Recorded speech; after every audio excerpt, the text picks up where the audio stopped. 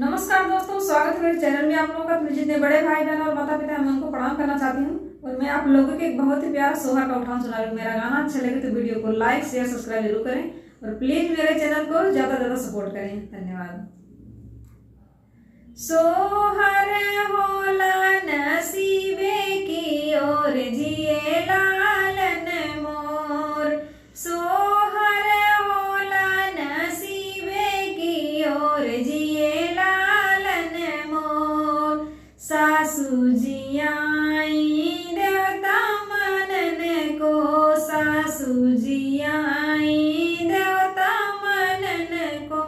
जोड़ा पियरिया बरहिए में देव जिए लालन मोर, जोड़ा पियरिया बरहिए में देव जिए लालन मोर। सोहर होला नसीबे की ओर जिए लालन मोर। जेठनी जी आई पिपली पिसन को, जेठनी जी आई पिपली पिसन को।